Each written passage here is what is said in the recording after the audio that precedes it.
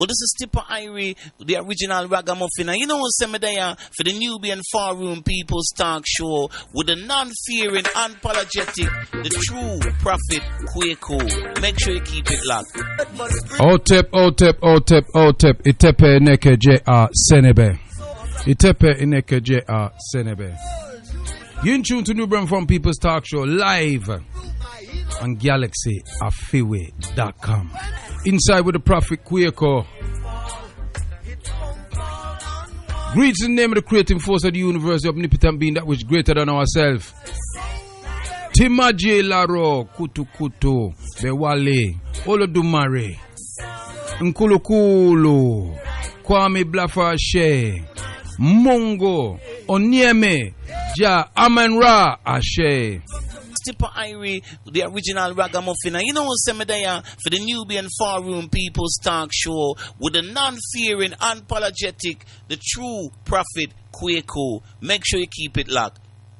You never give up, all the time so hard and tough. We now give up, we can never give up. No, them say remember that, black people. I want to see big dedication going out to construction, catching black here next week. 3 to 6 p.m. You in tune to Nubian from People's Talk Show live on Galaxy, the mothership. And as we cruise across the galaxy in nebula through the Milky Way, past Sirius A, B, and C, come for blaze some fire. We now give up in our black people. What you say? we never give up, all those times so hard and tough. Oh, tepe, neke, J.R. Senebe. Divine peace, long life, stability, and good health. Akwaba to the show, the Nubian Farm People's Talk Show. I want to say, Madasi Pa to the ancestors who come before us. And give thanks and praise to the creating force of the universe, the omnipotent being that which is greater than ourselves, who has many names. All ancestral forces in the ancestral world, we honor and venerate you. And we say, Madasi, for your sacrifices. So many to mention. Mama Bernard,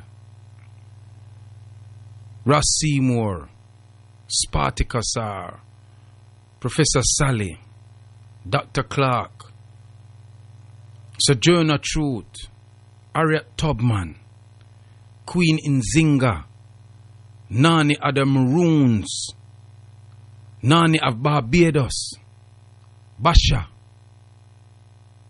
Martin Luther King, Muhammad Ali, Dan Gideon, Mas Gossi, all these people them, Nkechi Ode, Ashe, Doggy, these are Elder Milton Hansen. These are all the ancestors who we know them personally. These are not strangers that we know.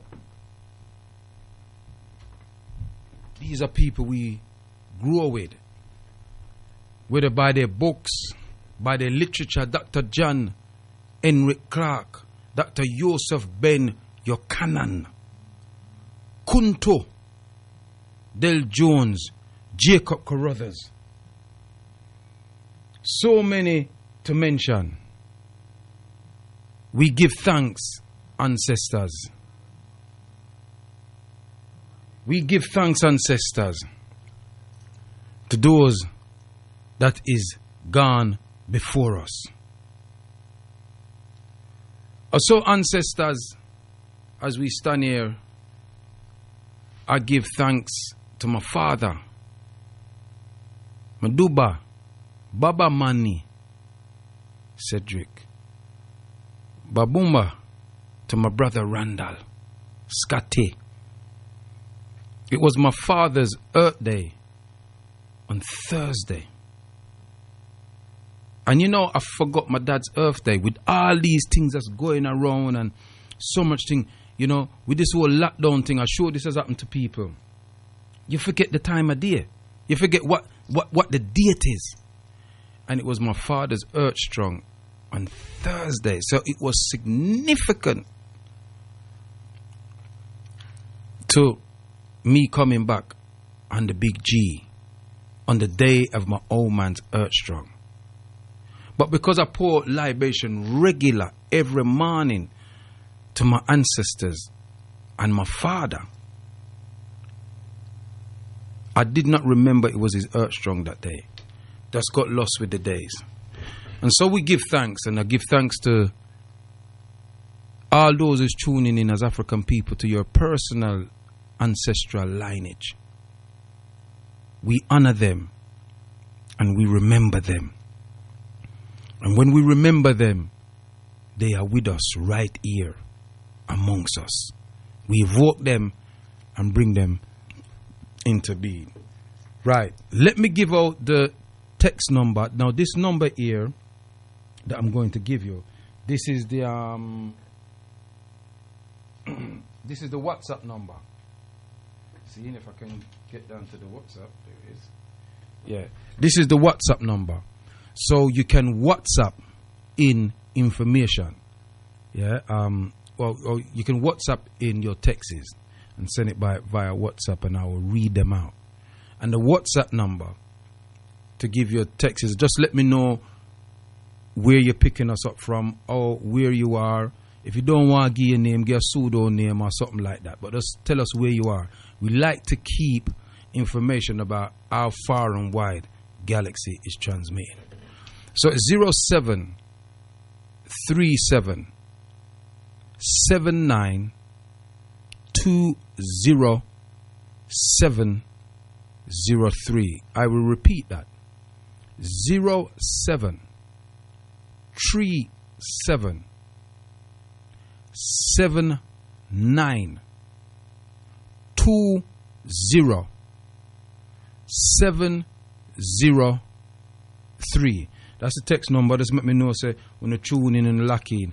And the live link number if you have conversation is 02 07 19 30 174.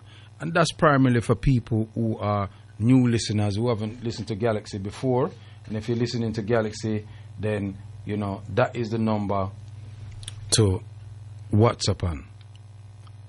That's the live link number. The last number is the live link number. The mobile number is the WhatsApp number. And the live link number is the landline number. Now I'll give you that number again one more time. 02 07 19 30 174. You're in tune to the New Bern Farm People's Talk Show, live on Galaxy, afiwe.com, the only brainwashing station in this year nation. And you're in tune with the pilot who's at the helm of the mothership doing my contribution, the Prophet Kwaku. See? So, where do I start? There's so much things I want to talk. I want to talk about Garvitan, but I'm going to talk about Garvitan after 7 p.m. But in this period, we're going to speak about a demonstration that took place yesterday in Trafalgar Square. As we know, there was supposed to be a Black Lives Matter demonstration that was cancelled by Black Lives Matter. And this is, excuse me, this is very significant that I tell you this, yeah, because Black Lives Matter cancelled event yesterday. They cancelled it. They actually cancelled the event yesterday, yeah. And so Black Lives Matter were not there yesterday. This was not a Black Lives Matter demonstration in Trafalgar Square yesterday. I must make that public and clear. It was not a Black Lives Matter demonstration. However, there were people that came there from Black Lives Matter. See? So let me just make that clear. It was on the news. In fact, we got the news first on Galaxy because I read it out on Thursday, where they had cancelled it and it had come over on LBC and the BBC Radio London, and it had come over on the news. So this is to show you the influence that this particular organization has, and it's very important that I give out this information to the people. We, the African community, is not against the terminology, the word Black Lives Matter. No, we're not. But we, in the Pan-Africanist movement, we don't adhere to the organization Black Lives Matter. They've coined that mantra for themselves, and it's not actually about liberating black people. What they're doing, they're using any medium to push forward their agenda. And I would suggest that people go to their website and study it. They may have taken down that information now, but I've read it personally, and there's footage out there explaining who they are. So let me just make that clear. It wasn't a Black Lives Matter demonstration in Trafalgar Square. Let me just tell you that from now. It was some young people them who's been to the demonstrations and things like that. And when they heard that it wasn't going to be happening, they decided they're going anyway. Because they're not making no EDF or all of these kind of racist people them stop them from demonstrating about the things that affect them as young people. And it was young people that organized that yesterday. See? Now, I was not going to go, but young people contacted me and asked me to come down there. And so I did.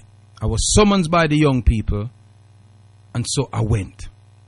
Now, what happened yesterday? Yesterday, I rode down there on my bicycle, and I rode through Parliament Square. And let me tell you something. There was thousands of bigots down there, white boy, them come to defend Churchill statue. That was the thing that they did. They come to defend Churchill statue. And there was thousands of them. And I rode through the sea of them. Take my time, I'm just ride through. I got some not so savory looks. But I ride through them same way. I'm going to try to go up to Pall Mall, go up to Trafalgar Square. But then block it off at 10 Downing Street. So I have to turn back and ride through them again. There was thousands of them. Whole heap of them. I reckon there was about a good 8,000 of them down there. And they come looking for a rock. You could see in their faces.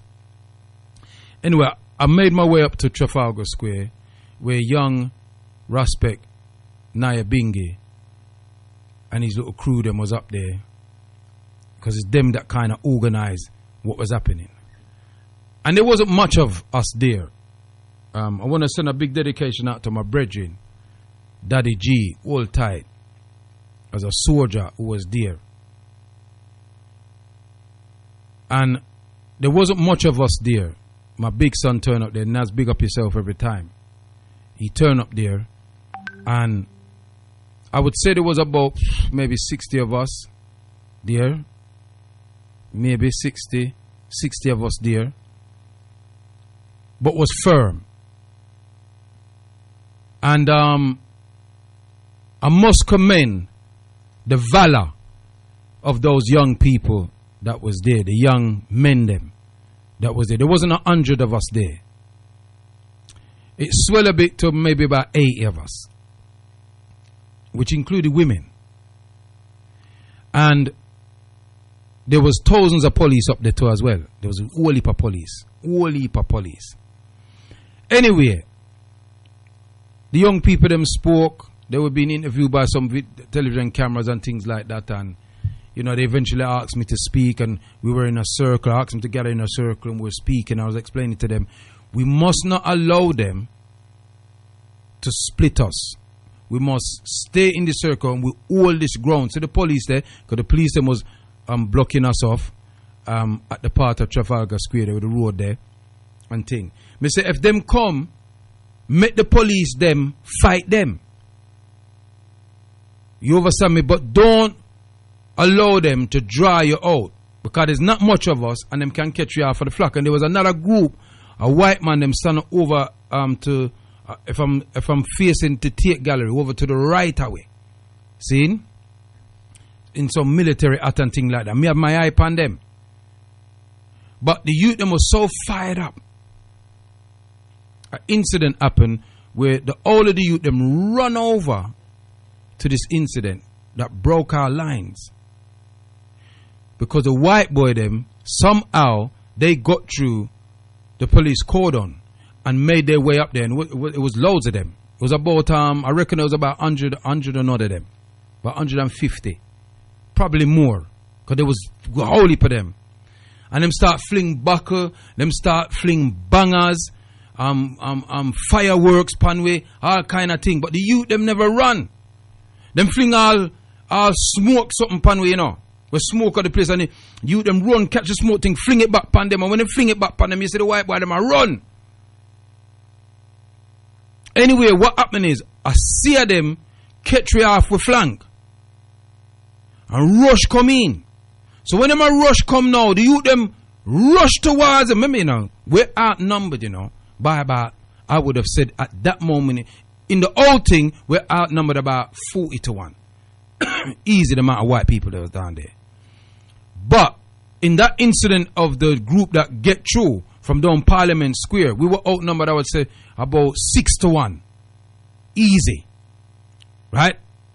But the youth them never back with them. Rush to the boy them. And it's when them rush to the boy them and the boy them see them. Remember say no, them a come for rush we, you know. And the youth them meet them, you know, and rush to when them them stop. But one of them never stop and run in.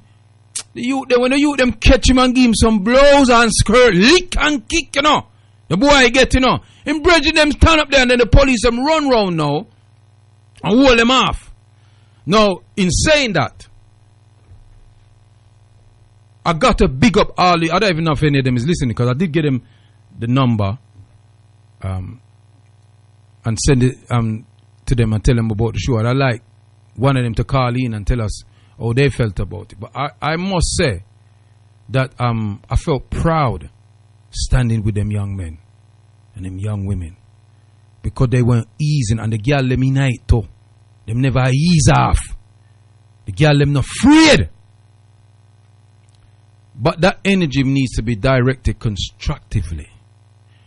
I gave them a message. I said to them that all of these demonstrations around the world, and I don't know who's listening around the world. I don't know if gang members are listening. I don't know who's listening. But I'm sending this message out anyway. All these demonstrations we're doing in the name of this George Floyd and others, Aubrey, Brianna, the Morris Garden guy, and Joy Gardner, and all, you know, Cynthia Jarrett, and all the other African people that's been killed in custody. I did say the other day that it wouldn't be the last, and them shoot down another black man again in America, kill him. Because you're not supposed to defend yourself as a black man or woman against tyranny. You're supposed to allow them to step on your neck. You're supposed to allow them to bend you up, kick you up, and you're not supposed to resist. And even when you do that, they kill you anyway. They kill you anyway. So I'm not telling my youth them that violence is not the way. That's bull. You cannot have people killing you day in, day out, week in, week out, month in, month out, year in, year out, decade in, decade out, century in, century out, and talk about your talking peace. Because quite evidently, these people don't know peace. So what I'm saying to you, my brothers and sisters, my young brothers and sisters, you fight. If you think it's the correct thing to do, if you think that you're justified in your actions, you fight. You not bow. You understand what I say? Do not bow. Because no freedom has come from anybody giving you it. You have to fight. Even if you're in a jail, you have to fight to get free. So if it means you got to go on a course or you got to do certain things, that's a different type of fighting. I'm not just talking about taking an arm, shooting and killing. You fight in very different ways. But you must fight. And I'm not telling none of my youth them. I'm not telling them that. I was talking to some policemen them down there yesterday. And the policeman said to me, we're different. I said, you're not no different. And I reel off names on them. I say, you say you're different because maybe you think like that. But how much of you, our people is dead, would you support the locking up of that police officer? You wouldn't support it. You understand what I'm saying? The police is the biggest gang on the planet, next to the armies. Them are the biggest gang. A gang of people and I do all kind of nefarious things. So I want to rise up the youth them that turned up early. Now there was another section of them that came down, and they came down after everything done. That's when if that contingency was there from the beginning, because what I've heard was that there was another contingency coming from the embassy. They were going to march from the embassy, meet there. And this is what I'm saying. There's not enough of us in this country to be doing things like that. If we're going to move people, we have to move as a unit. We can't do another separate thing, because that's how they peel us off. And I'm telling you, if that contingency that came down and they saw, because what happened is, in the man, you have to remember, these football hooligans, they're not fools. People might think they're fools. They're not. They fight week in, week out. It's what they do. They enjoy it. Enough of them is in the military and all sorts of stuff. The football hooligans. So they know how to battle on the road. So it looked like them did have them look of feelers out, looking to see how much of us was there. And that's why them send things that there ain't much of them here. But I'm telling you, if the contingency that came later on was there in the earlier part, them boy won't come up there. Not them few. Them would have come with much more if them could. My question is how did they pass the police cordon? Because the police them lock off everything, and there was thousands of them down there. You understand what I'm saying? Now, from my personal analysis there, I think that if the crowd, the mass of people them that's been supporting, the death of George Floyd on these various demonstrations had come, the police couldn't angle it if it kick off. I'm telling you, they would not have been able to angle it. Remember me tell you.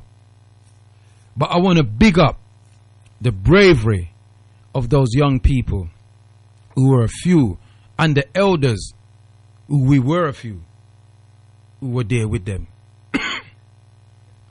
I want to big them up. I want to big them up every time. Because it was a mark in history. You understand what I say? I'm going to want to rise them up.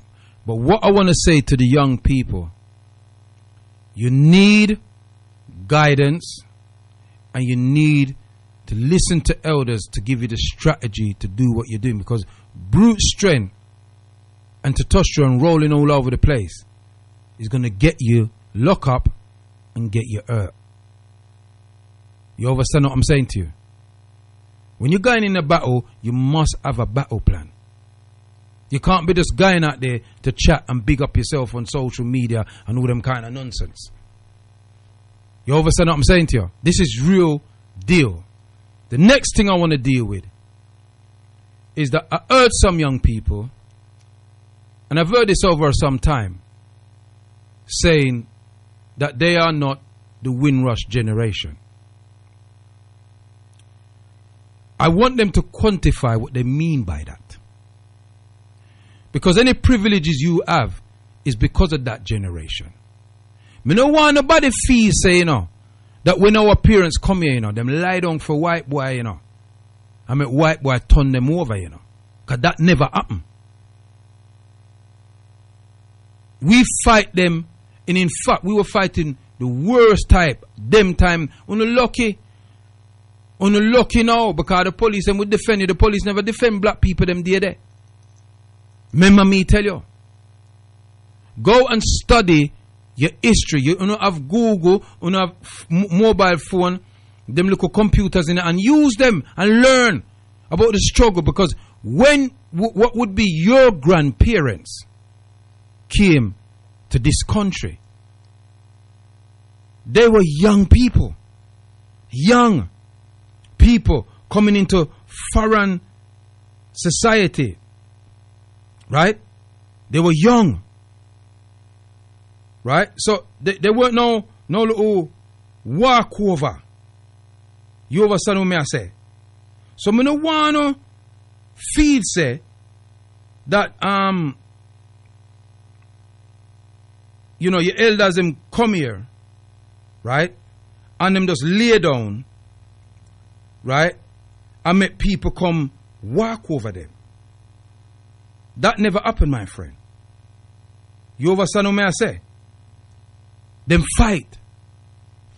One of the first uprisings in this country was in Liverpool in 1919. This is after the first European war, where Africans from the Caribbean and the continent came to fight for Britain. You understand what I say? They came to fight for Britain. Some of them end up staying in Britain after the war. And then what happened is the very people them that they fought for abused them, because they were saying that the black people them was stealing their jobs. The same kind of narrative now. The same nonsense. Poor white people. They even lobbied the Liverpool mayor to put something out to the companies not to employ black people. After them come and fight and die for them, wounded. These are the kind of people we're dealing with. So I just want to put that out there to the young people. 1958, 1959, 1976, 1981, 1985, 1993. We never stop fight them. What make you feel so now? Can't not do certain things that we never do what we have to do. We do what we have to do. Why not can walk certain place and get certain privileges? But the fight continues until we get total liberation. As for the statues, and I'm going to read out some texts in a minute. As for the statues, you're fighting a man in his own yard not to put up statues of somebody that they venerate. Now, yeah, there's an argument for it. It should come down. I do agree with that. But the statues that need to come down is the statues in black people's country of the enemies who enslaved them, who did all kind of things. Every statue of any of them for come down. And don't put in a museum, them for broke up and dash way. That's what we should be fighting for. You live in another man's land. And you say you live a theme land. And you're not enough to take it over. You're not enough to take it over. So let's not get this thing here twisted. And I'm not going to fool Uno with that type of information. What you have to do is organize yourself that you can protect yourself where you are by any means necessary. I told the young people, learn skills, get skills, learn architecture, learn how to build bridges and tunnels, learn how to build properties, houses, go into robotics, science. Learn these things, because the fastest growing economy in the world is your motherland, Africa, and she's waiting for you to help develop her again. Stop looking for things in other people's house. Our parents coming here was just a process to return home. Because all they're going to do, they control it. This thing is about power. Now they've put through a legislation that anybody that defaces any of their war memorial or statue or anything like that is 10 years imprisonment. Priti Patel has put that up. The Conservative and Labour support it. You understand what I say?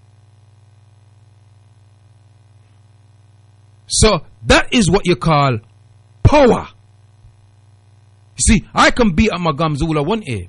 All of us on Galaxy can beat up our gums here. But nothing that we say is going to change their lives. Because we don't have the power in this country to initiate it. But what happened is, one of them statues get lit down, them vex about it, right? They never had a law for it, so them create a law now. So you go and do that now, at 10 years, yeah, look. Do you see the mentality of these people? They're going to give you 10 years for a statue of somebody who was an out-and-out racist, bigger, and didn't like African people. Listen, let me just tell white peoples, listen to it. It wasn't you lot win the war.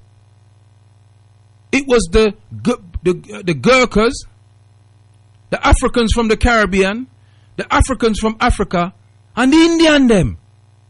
If you never had us in your army, you'd have get bust up by Hitler. So let's get this thing here straight. You can propel your propaganda because you didn't film the other troops that was helping you, that was taking the going up to the front line, while una sit on our back and wait till it clear. So let's not give us them something there. How much elderly African, either Indian or Gurkha soldiers have you seen them big up? None! Because they want you to believe that the narrative, it was them. So don't come tell me about Churchill and his BS. You understand what I'm saying to you? Fire theme. But what I'm saying to my soldiers out there, we don't want to lose you for no statue. There's a bigger battle that we need you for. You're in tune to the Nubian Forum People's Talk Show, live here on GalaxyAfiwe.com. Let me read out some of them texts here.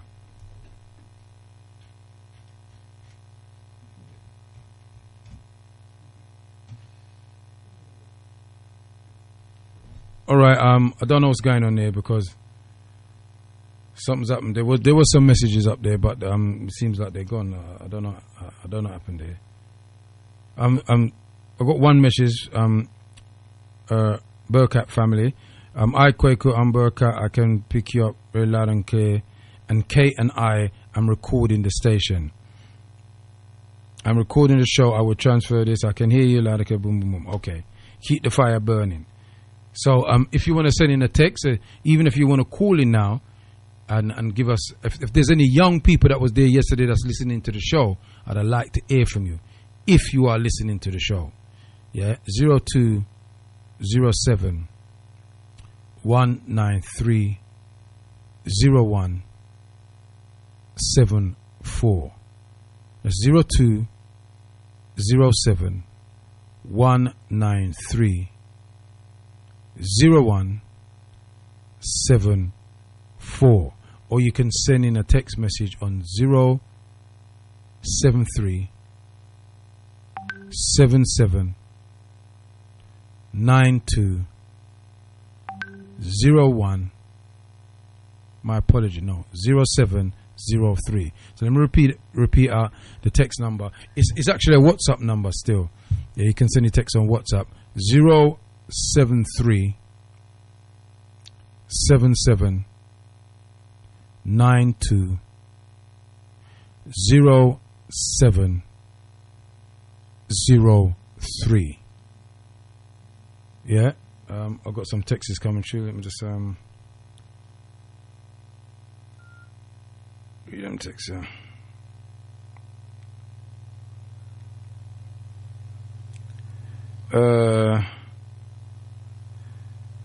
Right, you know, many black people. Let me just put on a tune because I need to wear glasses. The texts are kind of small, so let me just play Tipper again, and then I'll come back on it.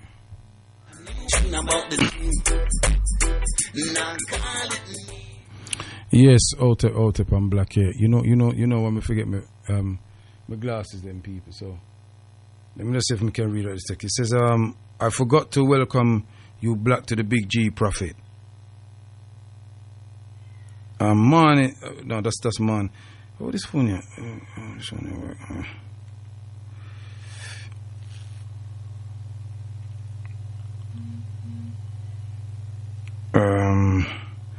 I'm not sure if this is for me. It says, good evening, listening online in Luton. Justice. Okay. Big up yourself there, Justice.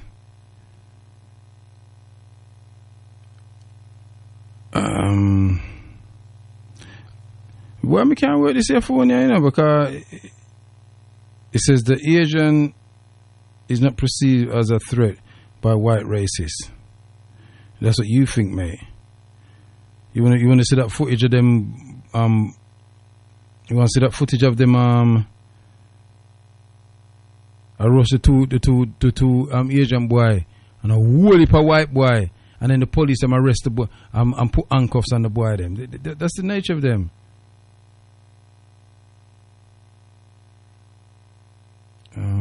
I can't read texts on this phone. I can't read them. Sorry. I'll read out the WhatsApps. Yeah, because there's a couple here. Rise up, Prophet Kwaku. You was a right man to be speaking in the mind of those young people. Give thanks, Sister Shanice.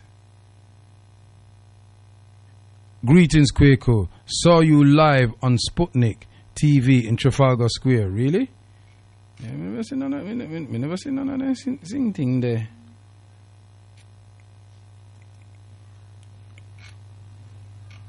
Okay, 007 377 920703. Do that under WhatsApp because this phone's got about 8 messages, but my tell you, I can't. It's so fine.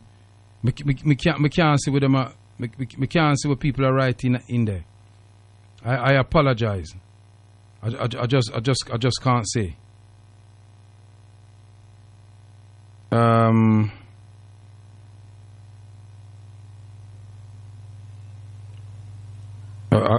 can't say. I see them are come through. Bernice, welcome back, brother. Bernice. This one says, yeah, I read that one already.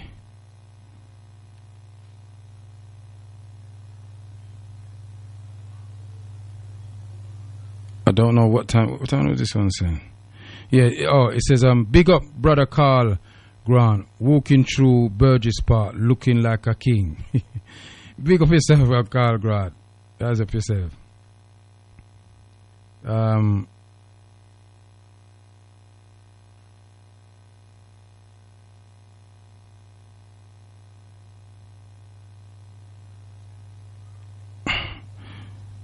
Yeah.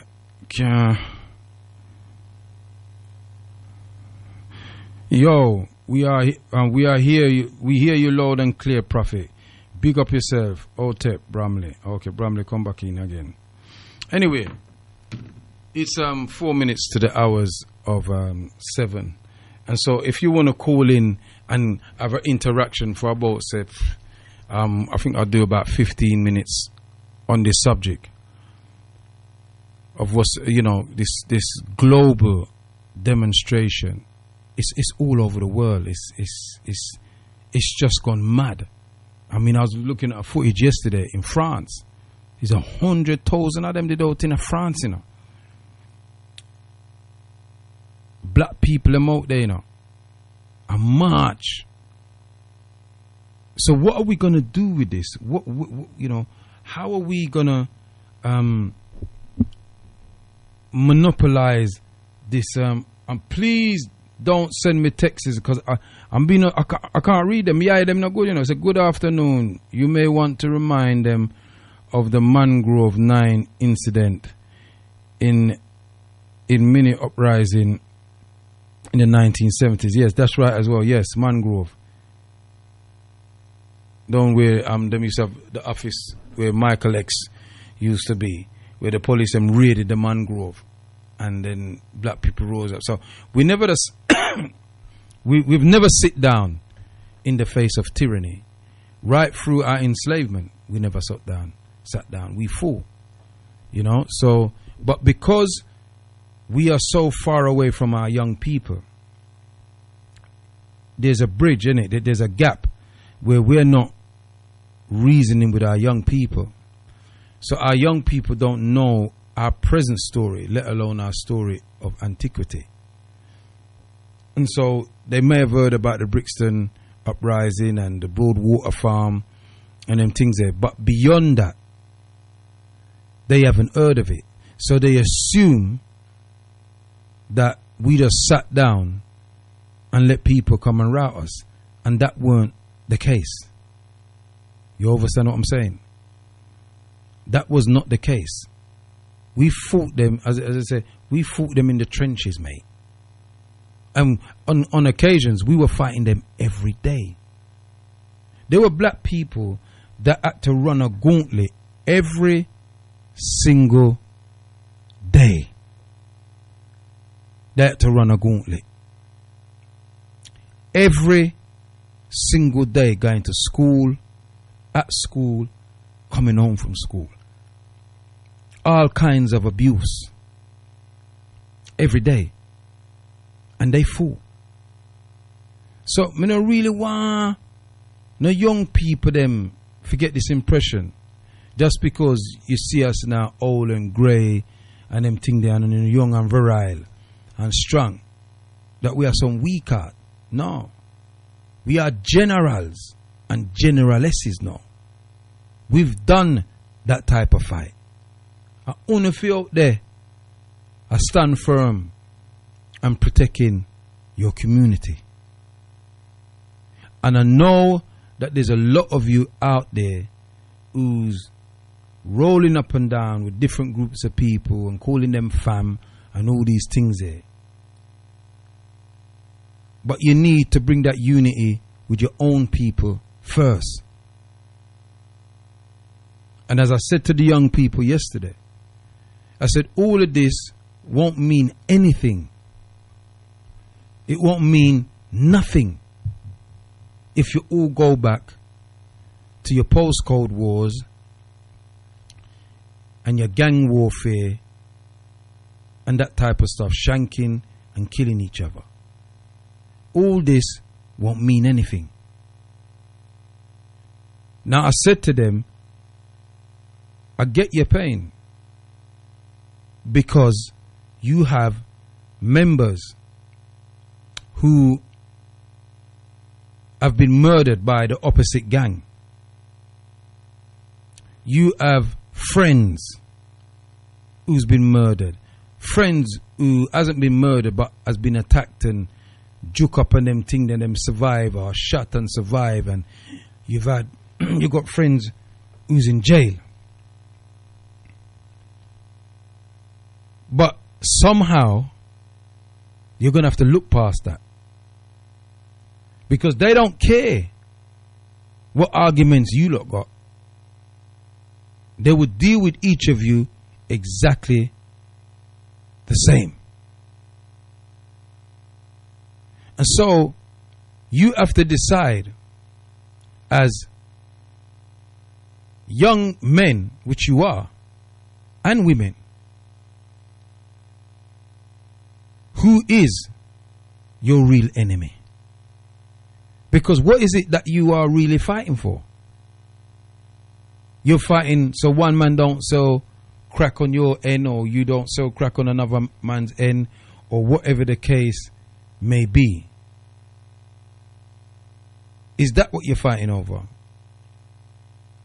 Because who brings in the cocaine and all these other amphetamines that are legal drugs into the country? Hold on a minute, see. Oh, somebody's calling.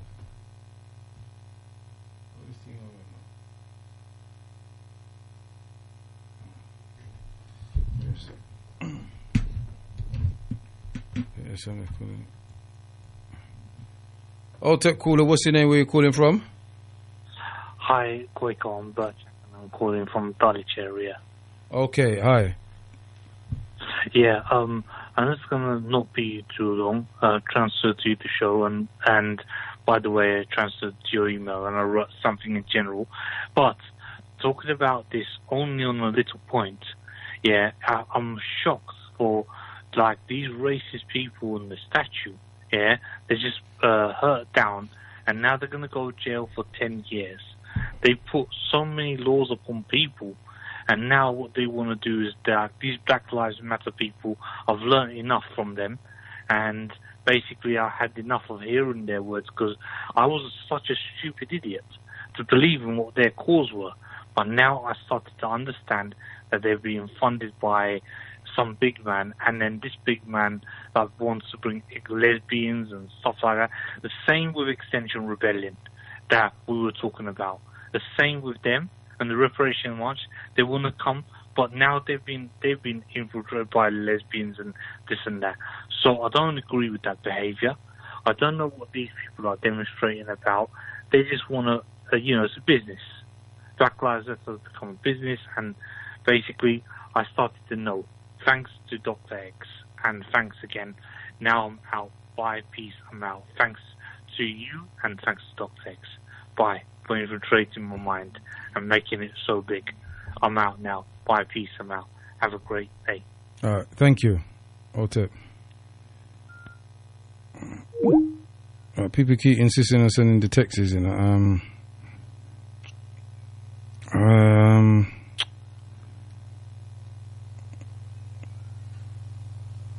I can't read what it says.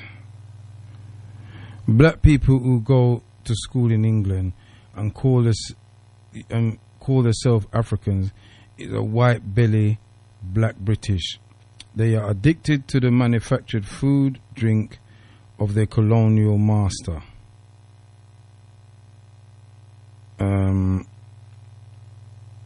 They can hate their own. I'm going to tell you something as well, What was interesting up there yesterday, the white people them that was attacking us had black people with them. There was about 3 black men with this gang of white boy them who came to attack us. And we took picture of them. So you even had black man them with the little football hooligans coming to attack their own people. This is where we are at in 2020, black people. And if anybody was down there yesterday and saw them, yeah.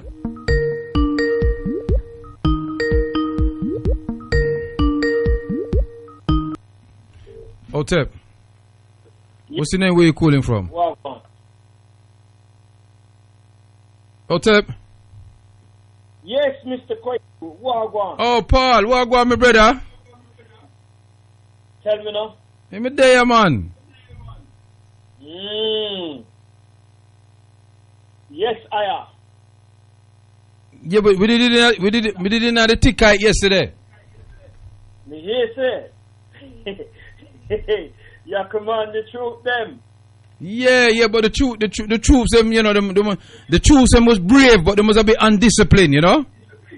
Yeah, I know, man. I know. That was if there was a criticism that I had, a constructive criticism of them, they were a bit they weren't organized. You understand what I'm saying to you? In a situation like that, and even though you try to organize, cut them fired up, and them see the white boy is like a Rottweiler see a cat, you know, see it. Yeah, man. Yeah, it was like that. So you know, you couldn't control them. Although you know them show your manners still, can know you the disrespect me still, you know. Them did have manners to the elders them still, you know. But them want to fight to defend themselves. You see, so they never pulled on the statue there. no, well, we wasn't there. We was up Trafalgar Square. Okay. Let me tell you from now, there's no way that statue was going to get pulled down yesterday. There was too many of the wicked there. There was thousands of them. There was thousands of them down there. But let me tell you something. My personal opinion, they came there because they wanted to fight. And because they never have nobody fight, them rush the police. Can you remember saying, you know? Come to fight, man. When them come to fight, yes? Yeah. Fight, yes. Because you remember saying, you know, Paul, as you well know from the side of London where you come from, the man them lock up for 3 months, you know, so them can't go to them football and have them regular football kick up on them thing there, you know. Right? So the man them pent up have to stay in the house and look at them wife. You understand? So when Tommy Robinson call out and say, yeah, come down, that was their cue. Them never really busy about Churchill. Them just come there for a rock. Yeah, of course. You better know that. And that them come for. You don't see it? Yeah. But me for rise up the youth them who was there. Them youth there, they were brave. Because we were outnumbered, rude boy. We were outnumbered. And another contingent came, but them came after everything done. Okay. You see me idea? But the youth them that was there, they were generals, Aya. Proper soldier. Them never back way. You know, see? But them was just a bit kind of, them need to be guided, and them need to just listen when people are showing them off with the certain things. But that you know, but other than that, you know, that was it, really. You know, see it. So they say there's more than one way to skin a cat. You know what I mean? And you gotta choose your fights, innit? And this is what I was saying to them. I said to them yesterday. I said, listen, I don't want none of you getting locked up today, because we can't afford to lose you today. We need you for the real battle. Don't make them man that draw you in their things. Yeah? Because whatever they're going to get, you ain't getting that when you go court. You're going to get worse than what they're getting. Exactly. You understand me? You're fighting a man in his yard because he put up a statue of what he defines as an hero. In a theme yard. A theme yard, you know. Yes, we come here with build it and all them. So we should not come here and build nothing. You know, the thing is as well, as you well know, right? You asked the question, how did they break through the police line? But you got to remember, all of them who are run up about that hooligan, them is police, bro. You know that, man. You know these people were Agent La Procurator. You know that. Yeah, true, that's how they broke through the line, because they plant enough police in them. You know what I mean, to stir up the thing. You know how they work, man. You know how they work already, you know what I mean? But, you know, let me ask you a question. I bet you don't know this one, yeah? You know Winston Churchill, yeah? You know where he got the most rejection and most public scrutiny and boos? You know where he got that? No, I don't. You tell me. You know, a lot of people don't know this, and this is what I'm saying. You see, these people are very smart, you know, these these media people, yeah, and you know who control the media. They're very clever, man. Because people don't really know who Churchill was, you know. They don't really know who he was. You know, when I grew up in the East End of London, we used to have this white man here who told us that he fought in the Second World War. We used to bother him sometimes. He used to jump on his roof and he used to come out, man, and threaten to shoot us and all this nonsense here. I fought in the Second World War. You don't know how many Nazis I killed and all this nonsense here. But the man used to interest me. He did used to interest me, you know, because he always come with the same story.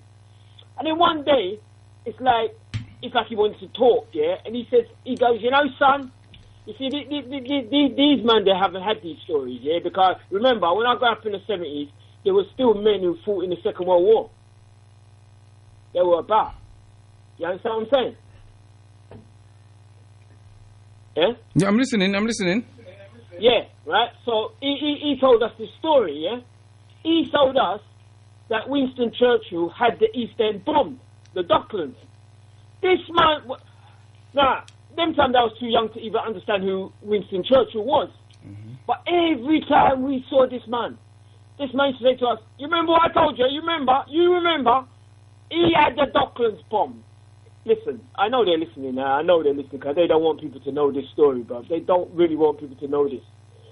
So I used to think, what? You know what I mean? Even when I was in school, I tried asking some of the teachers, and they just looked at me like I was crazy, bro. Listen, man. One day, a program come on TV, the Yesterday Channel. I don't know if you ever watched the Yesterday Channel. You ever watched that? No. Yeah, there's a on Freeviews, yesterday, and then they go back in history, yeah? And they done a week on Churchill, yeah? And let me tell you, I didn't even know this myself. He came to Walthamstow, right? And they know, man, they're listening, I know that. He came to Walthamstow, because these people rewrite history. And they gave him the worst reception. It was so bad, he had to flee from there, bro. He had to flee. And the reason being is, because he, up north, yeah, they had some workers' rebellion, some union strikes, yeah, and he brought out the troops on them, right? And they turned against him big time. Listen, the working class people used to hate him with a vengeance. Now, let me show you. Since 1940, how these people have rewritten history. They've kept that out the school books. They've kept that out the media. They've kept that out, bro. These people are devils, bro. The working class people, I can tell you, used to hate the man. And he got the worst... It's in the books. Anyone can go online and find it out. When he came to Walthamstow dog track for a talk, yeah? And they run him out. He had to take his security and flee. That is fact. And they showed that on the Yesterday Channel, yeah? Furthermore, there's other information, because he was part of the Liberal Democrats before he became Conservative. But he was a bad MP. He wasn't a very good MP. Yeah, I read about that he wasn't a very good MP. I read about he wasn't a very good MP. No, he wasn't a very good MP as a politician. He was with the Liberal Democrats, and he retired. But little people don't know, yeah? He was approached by 12 businessmen, I think it was. It could have been less. And he was financed, right, to go back into politics. When he joined the Conservative Party, he became he became Prime Minister, yeah? Now, people need to really study what happened in that war, because I'm telling you, Quaker, what we will be led to believe. All right, let me tell you this. I want people to go online. Go online and go on Google and type in Hitler, the British agent. Just type that in. And you see if you don't see a book on Hitler, the British agent. And then you might discover Mussolini himself was an MI5 agent. People, you need to wake up. We need to stop being played like this. I think information is knowledge and knowledge is power. And I think information is how we beat them. Because we need to re-educate these people, because we've been hoodwinked and bamboozled by these people through education, indoctrination, and the media. I'm just saying, most of these white people, they don't know their history. And these people, from 1940 to now, they've rewritten history. They've used the media to totally whitewash it. And what they're telling the people ain't what happened. Hitler, Churchill, was hated by the working class people with a vengeance. Yeah, and a lot of them at the time knew what was going on. And this is another thing. They knew what was going on in the war. They knew they were being betrayed. But they were in a predicament. You know, a lot of them were uneducated. A lot of them were working class, didn't have a lot of money coming in. And the same way they stitch the people up today, what they're doing for this, they stitch the people up then. forced him to go into that. So, bruv, people need to just wake up, man, and really do their research. And I'm sure if a lot of them white people really knew the truth, yeah, and they don't, because they are the most bamboozled. They read the Sun newspaper, they watch the TV, and they believe everything they watch on TV, and the TV is just one brainwashing machine. You know what I mean? Well, you see, the reality is, Brother Paul, is that attacking the minorities in their country is easier than attacking their government. Absolutely. You understand what I'm saying? And they like easy prey. This stuff all started again from Brexit. Brexit is the catalyst to where we are now in terms of them. You understand what I'm saying to you? Yeah. And their bigotry, they always felt like that. But because it was suppressed and it was outlawed and things like that, but Brexit gave them a new lease of life. I'll just let everybody know that Nigel Farage is no longer on LBC. They got rid of him. Yeah? So he was one of the main instigators behind it. And what these guys don't realize, my man ain't no working class man. I always remember the story of the Roman general that invaded Britain and his comment. He said the British were so stupid you couldn't make slaves of them. Now, what a statement. The British were so stupid you couldn't make slaves of them. And the reaction of these thugs, right, running around Royal Britannia, it shows you how brainwashed and stupid they are. Because they're getting shafted just like we are, mate. They're no better off than we are. That's the point. You know what I'm saying? You know, you're in London. Do you think because you're white, you're not going to pay the £15 congestion charge or the extended admission charge? Do you think that's, you're going to be exempt from that? No, you're not. But you can't see it because of your own mentality, barbaric mentality, that you want to blame people who don't look like you for the problems that your own government put you under. You understand what I'm saying? And so this is why the young white people then went and pulled down the statue and defaced Churchill, because they read. How many times have we marched? We've been marching from 2014, to last year, down to Parliament Square. We've never troubled any of their statues. We're not into that. You understand what I'm saying to you? But their own young people feel shame. Them feel shame, so they want to get rid of their own shame. You understand what I'm saying to you? I heard a white boy yesterday. They were being interviewed by some people. I think I heard the news. Saying, all right, Churchill had a few racist views, but he took us through the war. He never took you through no war. The soldiers that died took you through the war. He stayed back here giving orders and all sorts. He never went out there and fight. Absolutely, and if they knew that who he was, if they knew and really paid attention, and they knew who he was financed by, they would realise what was really going on. The people who were financing Churchill are the same people who were financing Hitler. Listen, man, people have to wake up. Well, this is really have to wake up. People. What people don't realise is that they had a disagreement, and one of the major disagreement was Africa, because Germany didn't have the parts of Africa they wanted. And one of the things he was upset about was that Belgium, this little insignificant piece of country, Leopold, have this big old land and make this whole heap of money. That's what it was about. But they need to go and research and study it. Yeah, absolutely. But they're not going to. And I think that, this country, as you all know, has always been a class-divided country, the division on class. And, before we came to this country, the working class was very downtrodden, my brother. They were very resented and downtrodden. They were considered to be nothing, and they were always used for as cannon fodder for the aristocracy. Mm-hmm. Now the point is, bro, it's quite sad when you read history and you realise what these people have been doing. Because one thing they scare in this country, what they're frightened of, is what happened in France, repeating itself here, where the working class rose up and overthrew the aristocracy and had their heads cut off. Yeah, and they're frightened of that here. That's why we got the parliament here. You know, they've infiltrated every line of government, and they hold the media. Yeah, and they've got power in the media, so they can rewrite history and turn one against the other. And most of it is about distraction and diversion. And I think we just need to be much smarter, man. You know what I mean? We need to outsmart them now, you know. People need to study. You know, one thing I want people to study, and I'm going to put this out there, I'm not going to say much more, but we need to study things like the Bolshevik Revolution. We need to really understand that, because you'll understand what's going on right now in Europe. Because you talk about Brexit, yeah, you're right.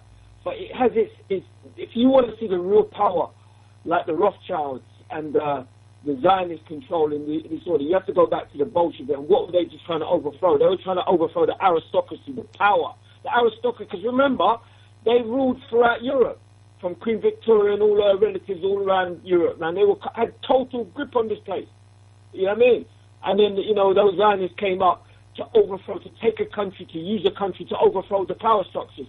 And you got to realize, look at, we talk about Winston Churchill. You know his mother.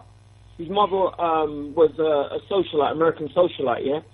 And her family was the ones responsible for wiping out the, you know, what's them things that the indigenous people in America, what they call that thing? Ox, not an ox. Oh, you mean the buffalo? The buffalo, yeah. Bison. Yeah, the buffalo. I think that's it, the buffalo. Mm-hmm. Bison, yeah. Her family was responsible for wiping them out and starving the indigenous people out. That's the line he come from, and his father was a duke, so he come from aristocracy. So he never liked the working class, man. He's defending the aristocracy, and that is what's going on. Mm-hmm. That is what's going on, and you got to remember. Let me just put one thing to you. Before this thing started up, this COVID-19. Remember Epstein, right? He's supposed to have a book on Prince Andrew and the whole lot of them, and they want to drag him out over to America, but he don't want to come. And then all of a sudden, this COVID-19 licking, and everybody forget about, you know what I mean? Because he's supposed to have a book, and then all of a sudden, you see Donald, Hitler, Mussolini, Trump outside the church with a black book, and everybody's saying it's a Bible. It ain't no bloody Bible. That's the book he's showing the world. Listen, if you take me down, boy, this book is going everywhere. The reason why he's standing at a church to give the impression it's a Bible. It ain't no Bible. That's the book. And he's showing them that I got the book. What Epstein had on the whole lot of them. How they were raping off the children and shipping children around the world and all kind of nonsense. The whole damn lot of them. So that's the reality. And we got to stop being used like cannon fodder, man. You understand? Because that's what these people do. That's what chess is about. The black and white squares, man. Play one off against the other. That's what they do. So we got to wake up, brother. And I know you're on it, man. And like you say, discipline, man. We have to have discipline. We can't just running when you're outnumbered and get a right beating. You might lose your life over what? Over some idiot statue. Man, move me. Like, you got to wise up. We got to put our energy. Them man, they got real energy, but energy has to come from your brain, bro. You have to be directed. If you're gonna fight, man, make sure you're gonna win. Don't just go and fight and get beat up and lose. You know what I mean? All right, give thanks, my brother. Yeah, I respect you. Honor, bless. You in tune to Newbron Phone People's Talk Show, live here on GalaxyAfriway.com, the only deep brainwashing station in this nation. Right, from this time, well, thanks for the contribution from Paul and Burak. And this last 34 minutes, I want to talk about what plans have we got as a people for our descendants. Because I think that a lot of our people, we, decades in, decades out, we've been complaining about how we're treated in this country. But when you're in another man's yard, that man or woman, they have rules in their house, innit? It's like, I can't come to your house and tell you to change your rules. I might come broken at yours and bust a gun pan you and gun butt you and hold on you and say, listen, this is the rules. No, by force. But in general, I can't come in your yard and change your rules. Yes, the Europeans, the Asians, the Arabs, they've come to our country and they've changed our rules in our continent. But it's time now that we return and change the rules. And let me just say, information came to me earlier that the African Union, the Ugandan president, has put a condemnation on the United States of America for the treatment of African people, and that got to be a first, if any. And it's been signed by most of the, well, if not the whole of the EU, condemning the United States of America behavior towards African people. Now, what I would say, I commend that and I big it up, but you lot need to look within yourselves too. You understand what I'm saying? Because the same thing that I would say to the youth them is what I'm going to say to the African governments. All them condemnation that you're making makes no difference if you don't put action to your words. If you don't do better for your people, so your people don't have to be running on ship and trying to come to Europe. Well, Europe is finished. Not in Europe. When you go Europe, most of the main place in Europe is built up. This is why you got pure coffee shops and all them little something about the place. Because there's nothing to build again. You understand me? Even these new buildings, like these all open new buildings they're built in Lambeth. They're rubbish. They're tinny. I know people that work on them. My younger brother plaster all them place there. Yeah? They're rubbish. Everybody can hear what you say next door. So if you lie down with the woman and go on with it, everybody can hear the wall or something. They're rubbish. There's nothing here no more. You understand what I'm saying to you? So we need to be training our children them, right, to head out of this place here. You understand what I'm saying? Otep, what's the name of where you're calling from? Hello. Otep. Otep.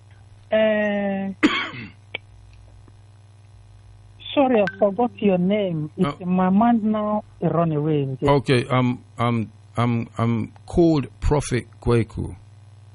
Prophet Kwaku. Yes, sir. Sorry about it. It was. And your name, my brother? Have you? This is Ogogo Biafra. Okay.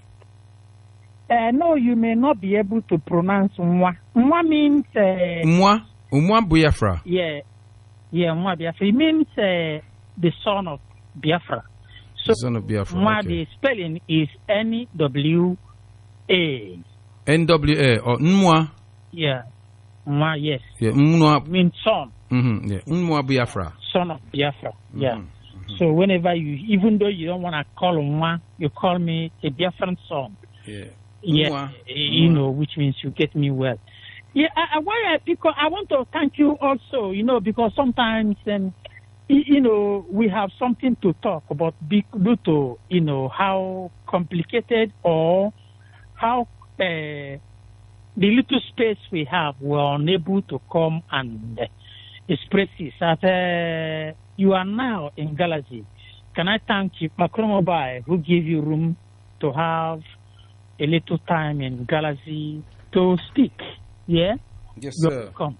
And I'm looking forward to have Paul as well, because Paul can speak. He got too much energy. We are looking for him, waiting for him to take his hour as well. Yes, sir. Because to be honest, we never have anything like Galaxy, yeah? To be honest, we never do. So, although we have Biafran radio, they are picking up, but we don't know what is going to happen in the next 10 years with Biafran radio, and you can't blame them, because that's how, the structure, the way it's structured. You can't blame them. They have been suffering. Why I pick up the telephone now is to talk, because I hear you talking about African leaders, yeah? African leaders are hypocrites, all of them. And when I talk, I want you to support me. If you support me, that would be great. But I will like Museveni, the Ugandan president. I don't know him in person. I would like him to call Galaxy, because these guys are stupid. Let him call Galaxy and say that he distribute me. But he can never call. 2 days ago, somebody sent a clip to me. This clip is about the Southern Sudan president having an interview. Oh, somebody's calling from Gambia. Gambia, can you call back again? My apologies. Or was it Ghana? No, Ghana. That was Ghana, innit? You're gone. My brother, moi, I hear what you're saying, but you know what I want to do with this? You know what I want to do with this last half? Because I finish at 8, moi. And what I want to do with this last half hour is to speak about a project that we're doing in Africa and how we can work together to repatriate back to Africa and to help build Africa up. I'm back on the air on Thursday evening from 9 o'clock till midnight, where I got 3 hours, yeah, maybe even longer, where we can take up that conversation, where you'll have more time to speak. Is that all right, my brother? Yeah, it should be all right, but my job is sometimes they call you off, so you left. Okay. Oh, I see. I don't have any brother in Caribbean, coming down to Africa, but I know that some people want to come, and I am talking in favor of them. I want to tell Africans that the people that wants to come home need land, no control, no nothing, and there is nothing they will tell me because I am from there, Nigeria in particular. Nothing anybody will tell me about come there and start mingling with people. I'm not in support of that because Africans are not structured. Did you hear me? Everybody on his own space till we sit down and talk. I hear you. I hear you, beloved, but I haven't got much time, my king. And so, yeah, cool. I just want to deal with it. I can be able to, probably. Okay then, my brother. Thank you. Give thanks. Cool. Yeah, Otep, next caller. What's the name and where you're calling from? Okay. Yes, Otep Siba. Yeah, Otep Siba. How are you? Well, I'm not too bad, Siba. I'm not too bad. I'm good, and it's good to have you on the line, really, because I was just about to start talking about the project in Ghana, and I was going to bring it from the point that here we are sitting down in the West, fighting with them about pulling down statues of their heroes. Yeah, when in Africa, we've got them same statues stand up in Africa. We need to go home and build our homes and build places for our children to have somewhere to run to, because they're going to have to run from this place. There's no if, no buts, no maybes about it. Yeah? So, I was just about to start that, but the brother from Biafra, Noir, he called, and so I had to let him, but I had to say to him that I want to concentrate the last 25 minutes on the project that we're doing in Ghana. Mm-hmm. Yeah? And so I'm glad that you're called, to tell you the truth. Yeah? So let's just give the people them a brief insight to what's happening in Garveytown. And I'll start and then I'll let you continue, yeah? Mm-hmm. Yeah. Right. We started about 16 years ago. We acquired a substantial amount of land. Now, when we did that hoping that we would have other African groups and African people from the diaspora to come and work with us and help us to develop the land. We didn't actually have enough money to develop the land. And the objective of getting that amount of land was so that we could work together as people together, as a community, as a group, to develop something in terms of, we wanted to do rites of passage program. We wanted to create a university, a school, a medical center. We wanted to create properties that we could make eligible for the indigenous peoples there who don't earn that much money. And we also wanted to create properties for people where they can use as their holiday home, or they can use as their permanent residence or their retirement home.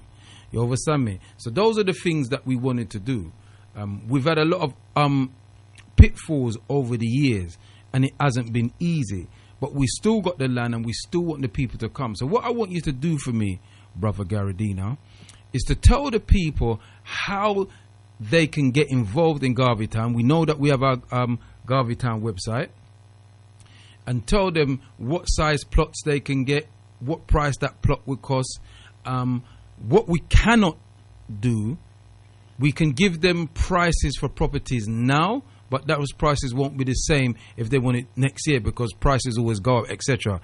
Being with what's happening and things like this. I'm going to give you the floor to start and explain that, and then what I want to do, I'm going to make you go down till about, say, 7:45 and probably give people opportunity to call in and ask questions. Go on, Siba. Oh, yeah, right. The plot sizes are 70 by 100. That's 7,000 square feet. 100 by 100. That's 10,000 square feet. And 125 by 100. That's 12,500 square feet. Yeah. The prices range from about $740 to $1,300 dollars. Yeah. Sorry, I've not got the figures at hand in pounds. Because most of my calculation was included in dollars. The tenure on the land is for, about 270 something years, 280 years, say, yeah, roughly, yeah. Now, it's because of constitutional issues, the document is written where you get your land and it is renewable after each 50 years. Yeah, so that we stay within the constitutional confines. Right. The project, yeah, is most of the project is going to be pedestrian zones. Yeah. The project is about building a community. Yes. There's going to be no diktats. Yes. We have a set of rules that have been drawn up. When we have reached more than 50% of the membership, then we can revise all but one rule. That rule is called a prime objective that cannot be changed by anybody. Yeah, right. Aside from that, the project is there. Right. I will say this for those who might not think. Garveytown is a self-sustaining Pan-Africanist community. It is about us. We're not discriminating against anybody else. We're not stopping anybody else from doing whatever they want to do. What we're saying is this is about us doing for us, not nobody else. Yeah? We're not discussing anybody else, right?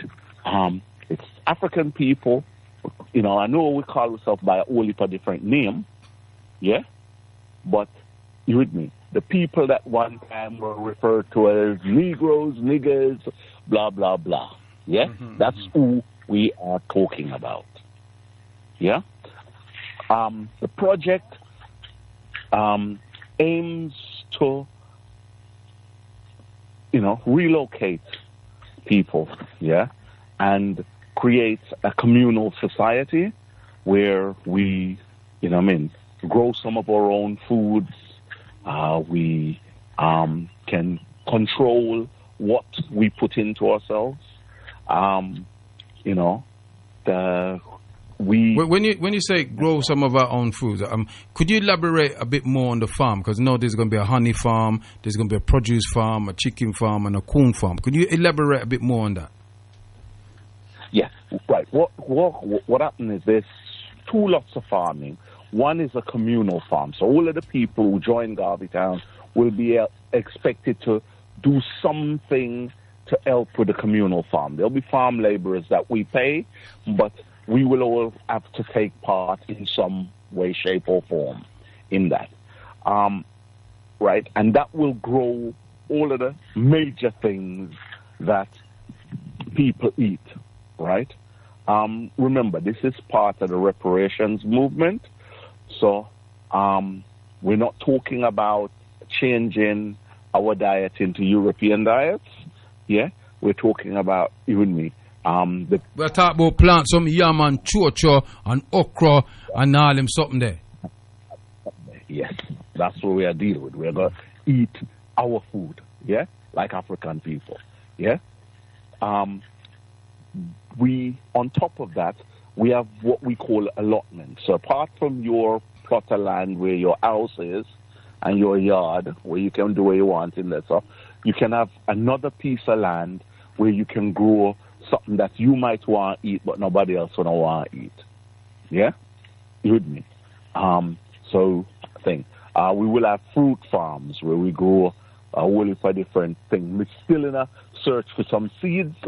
You with me? Some seeds from Jamaica when we want like Guinea pan, tambourine and them kind of thing there. They introduce them also. You with me? I'm still trying to find somewhere where I can get some breadfruit suckers. I might have located some, but I think you with me. What we want to do is develop the site so that we are comfortable here. Yes, and we. All right. Because of time, all of that. Yeah, because of time, Garadina, I got another show on Thursday evening, and we got it's a lot longer show, and I'll have more time to kind of cover stuff. But because of time, could you tell us what size properties people can build? Right, right.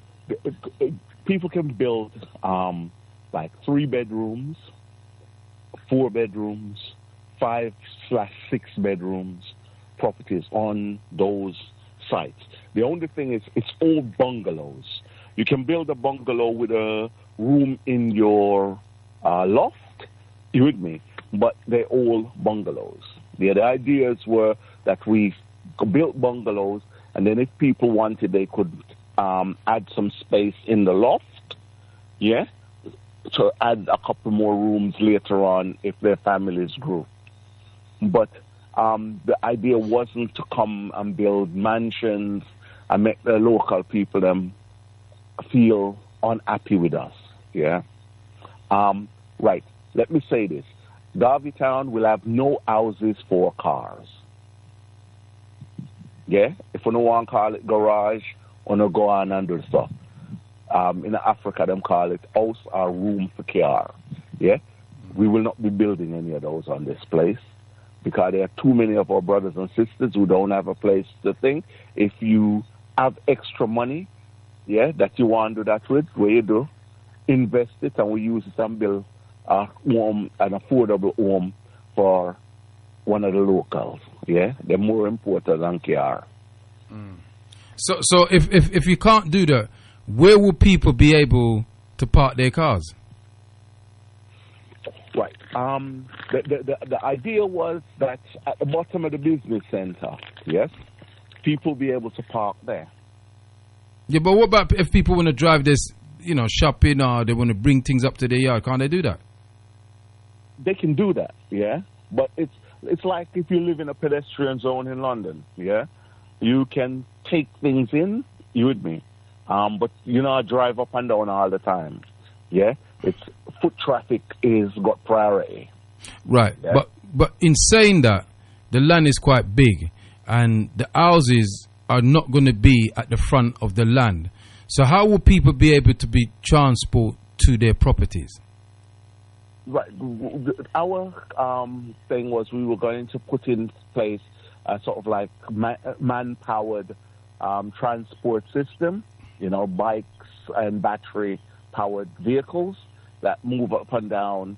You can use and move things to where you want to go and so on. Well, a bit like what you see on them golf courses. Yeah. Oh, I see. With me. Right. But they're not. Those type of things are not suitable for the roads outside of Garveytown. So you with me. People can have cars. They keep the cars at the business center, which is as you come into the site. So when the site is fully developed, people understand that it's a pedestrian zone. As we are developing, people will be able to drive up and down because we're in the process of developing. So if you're in the first few people that's moving in, you with me, You have your car, you can go to your house with your car and all of that. When that cul-de-sac is completed, it becomes a pedestrian zone and so on. Yeah? You with me? Right. But people will. I think people's going to have a problem with that, Garadino.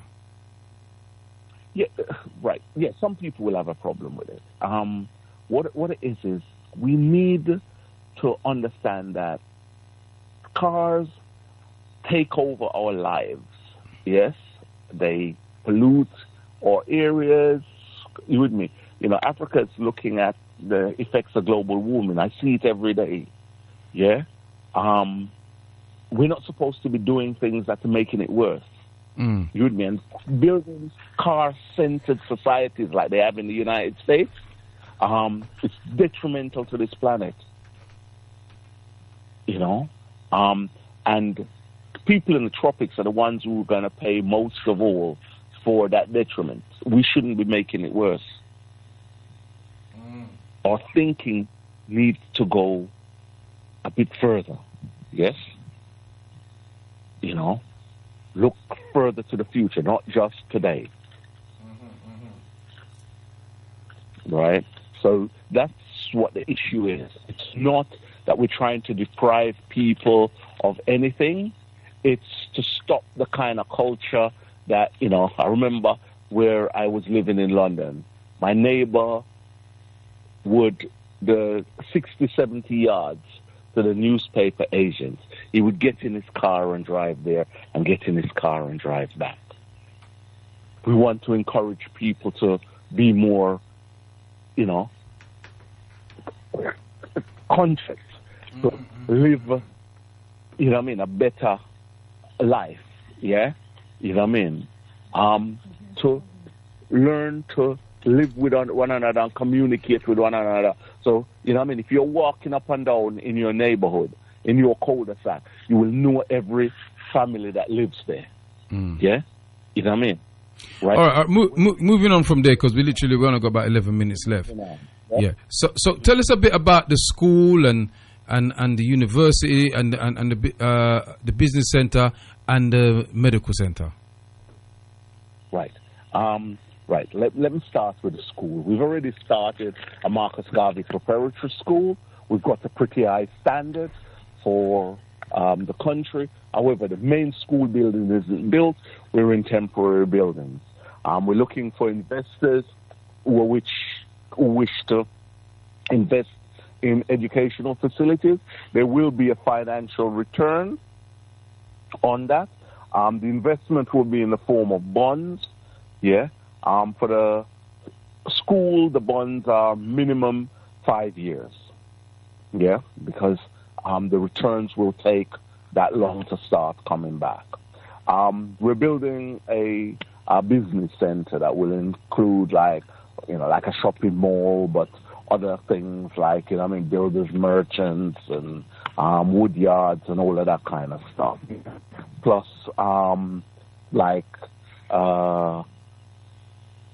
other any type of business that Africans want to bring there to develop, you know what I mean, mobile phone shop or, you know, electrical shop or computers or anything like that, just general business, anything like that, any entrepreneurial business, other things like, for instance, legal services and so on. That will be in that you know what I mean, business center. That's why we don't call it like a shopping mall, because there'll be things in there that you wouldn't find in a normal shopping mall. Yeah. Tell us a bit about the university, because you know time. Right, the university. Right, we had originally linked up with another organization that was going to do the university, but I don't know, they've gone cold on us. So we are going to have to set up a university that deals with all of the things that we need, not the fine arts programs, but, you know, deal with things that practically affect African people's lives. Yeah, so you with me, there's not going to be studying just for the sake of studying, but studying things that are going to improve our lives. Yeah, so, you know what I mean? But the university is a way off at the moment because we have to build a number of schools and so on before we get to that. Quick question. In a sentence, what are the benefits of Africans in the diaspora relocating to the motherland, in particular Ghana? All right. Let me tell you, for me, I've been here now, this is 17 years, a couple of days, and it'll be 17 years. And I say this, the most beautiful part of it is you will never have a policeman stop you and your art race. Yeah? You with me? You can argue with the police here. You can make your point. They deal with us as civilized human beings. They very rarely ask you for a document apart from your driving license when you're driving. They don't ask you for identity, papers, and all of that kind of stuff. Ghana is a cool society. Yeah? Human beings are treated like human beings. That's the best part of it. Yeah? How many people has been killed by police in Ghana? How many people have been killed by police? There was a couple of years ago. There was. Stop there. Stop there. The fact that you said a couple, you have to think back to 2 years ago. I think that answer is enough. Yeah. In truth, yeah. And those guys were shooting at people. But most importantly, a brother got a bit sick, climbed onto a roof with a gun and was firing at the police and at soldiers. And the police went away and found a friend that talked him down. Ashay.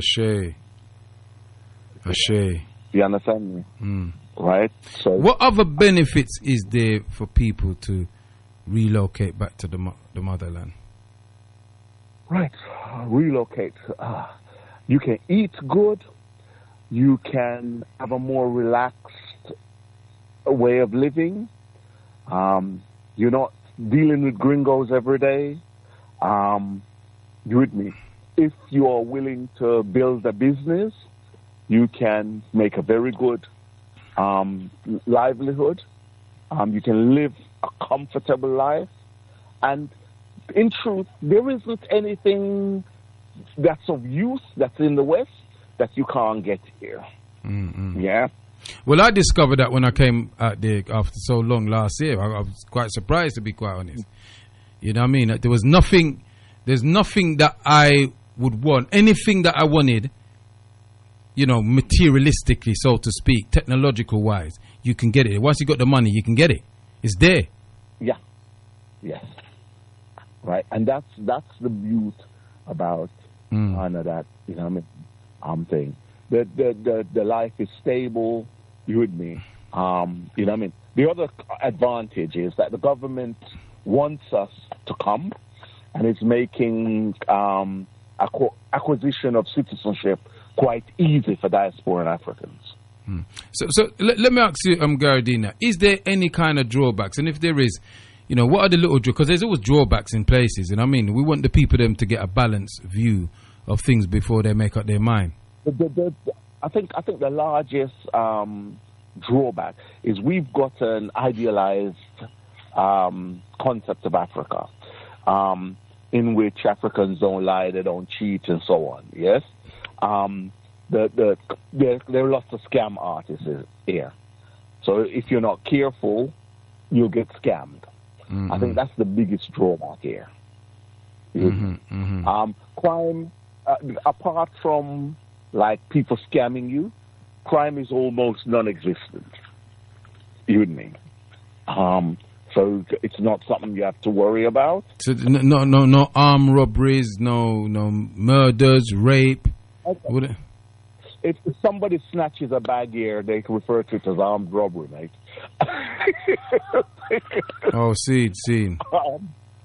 You with me? And people panic like crazy. You know, crime is, you know, it's all the crime is petty thefts. stealing goat and chicken and, you know what I mean, stealing bits and pieces out of people's farms and that kind of stuff. You know what I mean? It's you know, like I said, most of the serious crime is scamming people.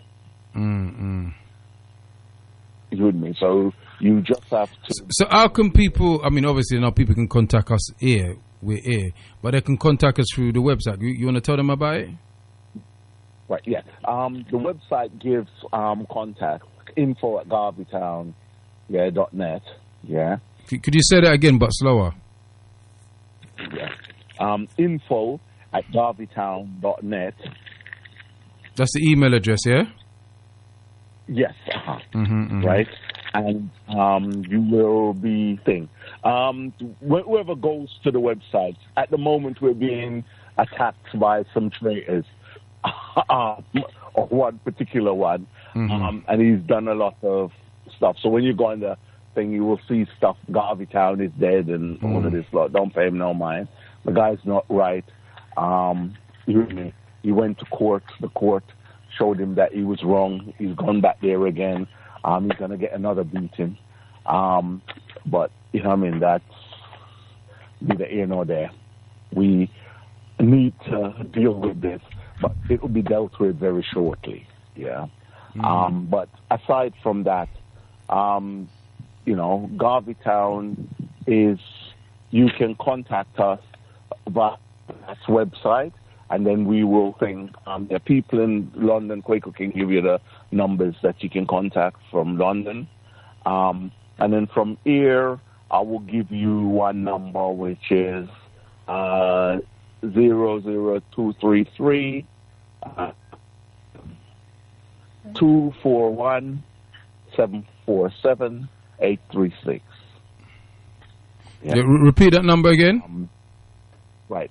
00233 241 747 836. Okay, I'll tell you what, Gardina. The other pilot is not here yet.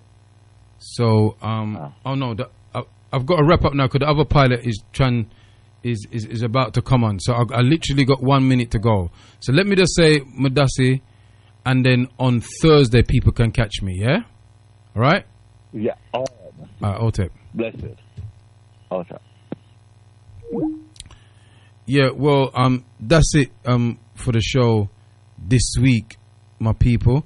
It's been beautiful. It's I've had a good time. It's a short show on a Sunday, but I've got another show on Thursday, so you can catch me on Thursday from 9 p.m. to 3 a.m. I can't take no more calls.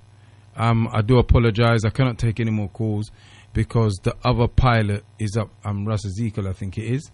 I'm looking on the chart. You've been in tune to Newburn Forum People's Talk Show, live here on the Rock 926.com, and I just want to say to the people them, you know, Itepe, Ineke, J.R., Senebe, divine peace, long life, stability, and good health. Otep.